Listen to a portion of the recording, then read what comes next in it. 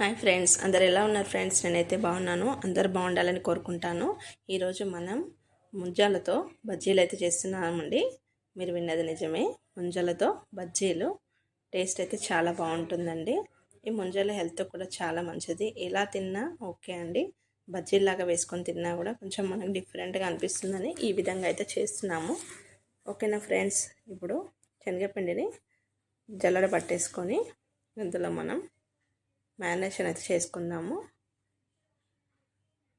మొత్తం జల్లించుకున్న తర్వాత ఇందులో కొద్దిగా సోడా, కొంచెం కారం, కొద్దిగా 1 స్పూన్ కారం వేసాము, కొద్దిగా సాల్ట్ వేసుకొని బాగా కలిపేసుకోవాలండి. వాటర్ చూసుకొని మరీ ఎక్కువ పోసుకోకుండా కొద్దిగా వాటర్ అయితే వేసుకొని కలుపుకోవాలి.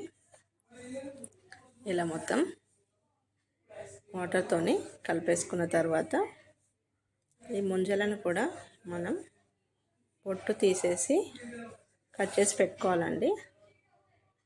శనగపిండి ఇలా కలిపాం కదా, ఇంకొంచెం వాటర్ వేసుకొని కలిపి పక్కకు పెట్టుకుందామండి. ఒక 10 మినిట్స్ ముందే మనం కలిపేసి పెట్టుకోవాలి. ఇలా బ్యాటర్ అనేది రెడీ అయిందండి. ఈ బ్యాటర్ అయితే సరిపోతుంది, స్మూత్ బ్యాటర్. ఇప్పుడు మనం ముంజలని పొట్టు తీసేసి మధ్యలోకి 2 భాగాలుగా కట్ చేసుకున్నామండి. దాంట్లో వాటర్ అయితే తీసేసేయాలి. మొత్తం ఇలా పొట్టు నైఫ్తో అయినా చేతితో అయినా తీసేసి ఇలా పక్కకు పెట్టుకోవాలండి.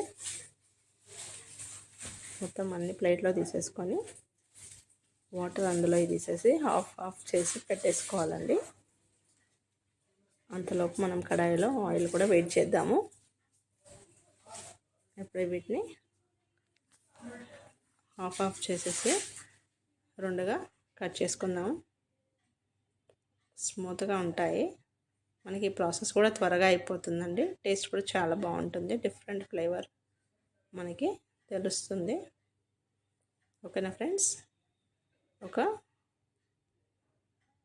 6-7 ముంజలు అయితే తీసుకున్నాం మనం. ఇవన్నీ ఇలా కట్ చేసి పెట్టుకున్న తర్వాత ఇప్పుడు మనం ప్రాసెసింగ్లోకి అయితే వెళ్ళిపోదామండి. కడాయిలో ఆయిల్ కూడా వేడి చేస్తున్నాము. వేడైన తర్వాత ఆయిల్ అయితే వేసుకొని వేడి చేసుకుందాం. బజ్జీలని ఇలాగా వేసుకోవాలండి. ముంజలను ఇందులో డిప్ చేసేసి మనం వేసేసుకుందాం.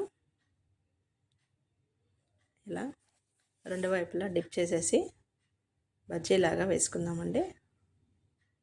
ఒక 2-3 వేసేసుకొని ఫ్రై చేసుకోవాలి. టేస్ట్ అయితే బాగుందండి. చూడడానికి కూడా మనకి ముంజల్లాగానే కనిపిస్తాయి. ఫ్రై అయిన తర్వాత లోపల అది త్వరగా ఉడికిపోయి స్మూత్ బ్యాటర్ లాగా స్మూత్గా అవుతుందండి. ముంజలు అనేటివి స్మూత్గా స్పంజ్ లాగా అయిపోయింది. కొంచెం కలర్ వచ్చే వరకు అయితే ఫ్రై చేసుకోవాలి 2 వైపులా. ఇంకా కొన్ని కూడా ఇలాగ వేసుకొని 2 వైపులా ఫ్రై చేసుకోవాలండి.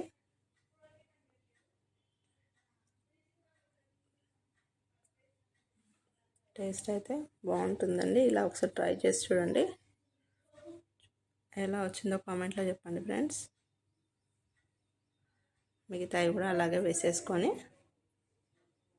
ఫ్రై చేసేసుకోవాలి. తర్వాత ప్లేట్లోకి అయితే తీసుకొని సర్వ్ చేయాలండి. ఎంతో టేస్టీ ముంజల బజ్జీలు అయితే రెడీ అయినాయండి. వీడియో నచ్చితే లైక్ అండ్ షేర్, సబ్స్క్రైబ్. ఎలా వచ్చిందో కామెంట్లో చెప్పడం మర్చిపోకండి. ఇలాగే మీ సపోర్ట్ మాకు చాలా అవసరం. కెచప్తో అయినా ఇలా తిన్నా సరిపోతుందండి. Like and share, subscribe. Bye friends, have a nice day.